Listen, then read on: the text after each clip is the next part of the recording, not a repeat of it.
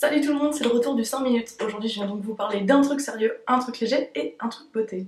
Le truc sérieux dont je voulais vous parler aujourd'hui, c'est un truc qui me chiffonne un petit peu et qui m'est revenu en tête à partir du moment où j'ai dit dans une vidéo que j'arrêtais d'utiliser des silicones sur mes cheveux. Ce n'est pas pour la santé de mes cheveux, qui de toute façon ne sont pas en super santé, hein, on ne va pas se mentir, mais c'est pour des raisons qui sont en fait des raisons écologiques. Tout simplement parce que les silicones sont des produits qui sont polluants déjà en eux-mêmes et qui en plus nécessitent une production, une industrie pour les produire qui est aussi une industrie polluante. Je m'y attendais, mais évidemment j'ai eu quelques commentaires du style c'est bien joli d'arrêter d'utiliser des produits avec des silicones dans tes cheveux, mais de toute façon ça c'est polluant et tu l'utilises, ça aussi, ça c'est pas écologique. Donc je voulais rebondir un petit peu sur ces commentaires et plus généralement sur cet état d'esprit.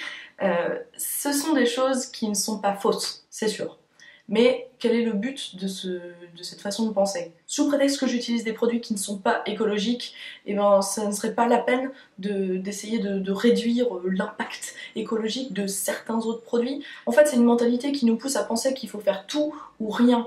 Donc soit j'utilise tous les produits que j'utilise qui ne sont pas écologiques, du genre ça, tous ces trucs-là, et puis je m'en fous et voilà. Soit je change tout, j'arrête d'utiliser tous les produits qui vont avoir un mauvais impact sur l'environnement. Même si je voulais me lancer à faire ça, ça voudrait dire quoi? Ça voudrait dire qu'il faut que je me débarrasse de toute ma collection de maquillage par exemple. Et si je m'en débarrasse, bah, ça veut dire que je les jette, donc c'est pas écolo. Donc qu'est-ce que je fais? Je finis tout ce que j'ai, en ayant mauvaise conscience et tout ça, et puis après dans 8 ans quand j'aurai plus rien de tout ça, je pourrais n'acheter que des trucs minéraux, etc.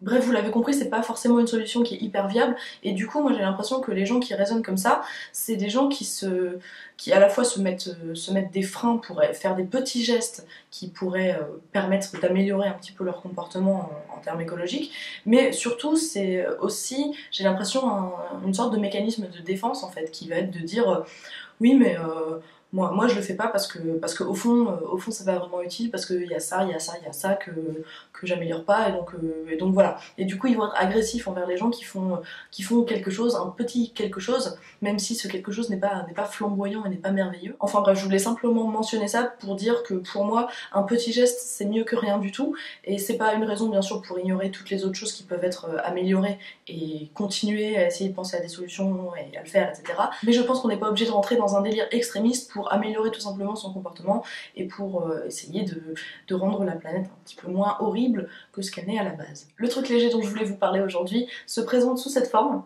qui n'a en fait absolument rien à voir avec le schmilblick. Qu'est-ce que j'écris dans ce carnet? Alors ça c'est une idée qui m'est venue de quelque part, je ne l'ai pas inventée mais je ne me souviens tout simplement plus où j'en avais entendu parler.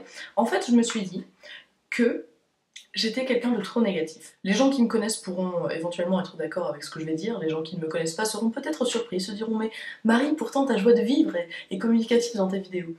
Eh bien, en fait, je suis quelqu'un d'assez négatif et d'assez pessimiste. Et je me suis dit, comment essayer de changer ça? Comment essayer de vivre mieux?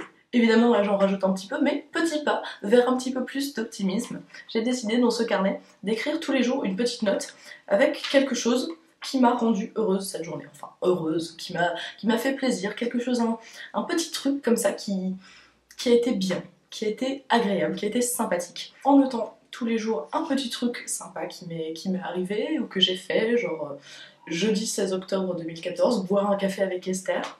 Voilà, c'était un petit moment très agréable. Et bien dans un an, je relirai toutes ces petites choses et je me dirai que finalement, ma vie a été très sympathique, mon année a été très sympathique. Donc je ne peux que vous encourager à faire ça.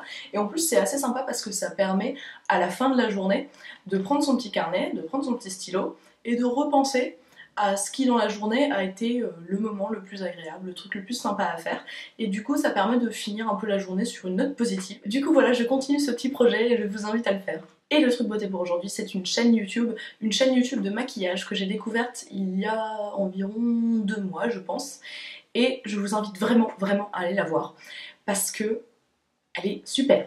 C'est-à-dire que pour moi, cette nana, c'est la prochaine Lisa Eldridge. C'est une maquilleuse professionnelle qui s'appelle Harriet et sa chaîne s'appelle Harry Makes It Up, et je vous la mets en barre d'infos pour que vous alliez cliquer.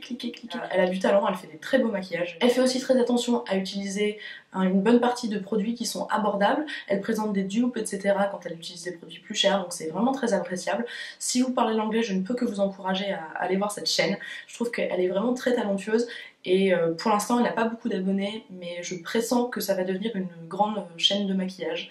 Donc allez la voir tout de suite, c'est vraiment top. Sur ce, j'espère que cette vidéo de 5 minutes vous a plu. Si c'est le cas, n'hésitez pas à aller voir les précédentes qui sont sur ma chaîne, dans la playlist qui s'appelle 5 minutes. Et puis sur ce, je vous souhaite une très bonne journée, une très bonne soirée, et je vous dis à très bientôt.